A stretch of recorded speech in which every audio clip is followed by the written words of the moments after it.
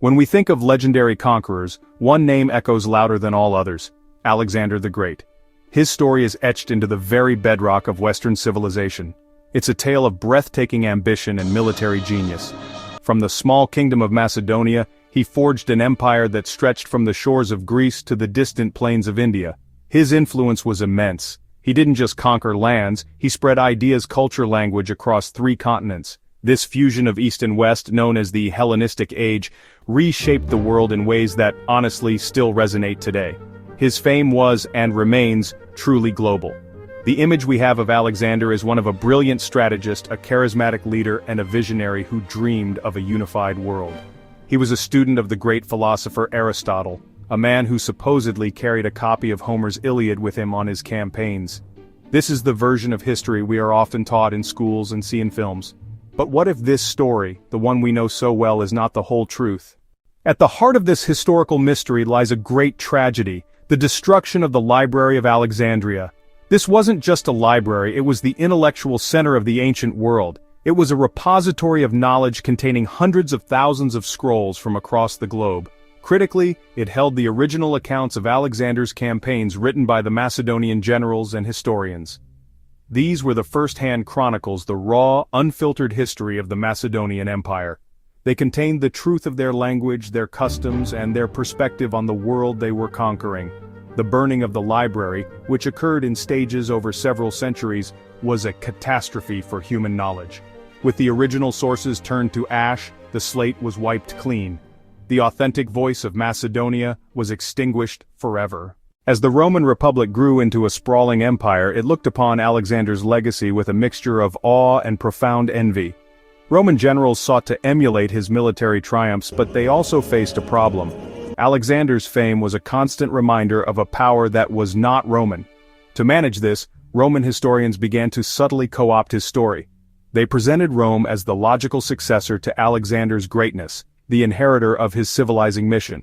However, this required them to frame Alexander within a context they could control, and that context was overwhelmingly Greek, as Rome had absorbed so much of Greek culture. This Roman agenda coincided perfectly with the desires of the Greek intellectual elite living under Roman rule. For these Greeks, Alexander was a source of both pride and resentment. They were proud of the Hellenistic world he created, but resentful that this incredible achievement belonged to the Macedonians, a people they had long considered to be semi-barbaric northern neighbors. This jealousy fueled a powerful desire to reclaim Alexander's story and make it unequivocally Greek. The alliance of Roman power and Greek intellectualism proved fatal to Macedonian history. Greek writers, patronized by the Romans, became the primary storytellers. Their fame was stolen in plain sight, their history rewritten by their rivals to soothe their own insecurities and ambitions. The task of rewriting Macedonian history fell to later Greek historians, most notably Arrian. He wrote his Anabasis of Alexander nearly 500 years after the conqueror's death. As the eminent Harvard historian Professor Ernst Badian argued, these writers were not objective scholars. They were crafting a narrative with a clear agenda. Badian's research reveals how writers like Arrian selectively used sources and discarded sources to construct a version of Alexander that fit the Greco-Roman worldview. They created a fictionalized hero who served their contemporary political and cultural needs, not one who reflected historical reality. Professor Badian pointed out that Arrian systematically filtered his account to present Alexander as a passionate devotee of Greek culture. Any evidence to the contrary, such as the distinct non-Greek identity of the Macedonian people and their language, was suppressed. This process involved more than just omission. It involved fabrication. Entire events and motivations were invented to paint the desired picture. The goal was to sever the connection between Alexander and his actual homeland, and tie him instead to an idealized vision of Greece. A prime example of this fabrication is the portrayal of the so-called Illyrian Wars. Arrian and others depict Alexander fighting fierce campaigns against the Illyrians, who were the ancestors of modern Albanians.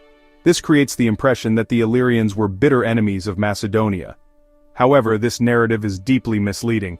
In reality, many Illyrian tribes were crucial allies and integral parts of the Macedonian army.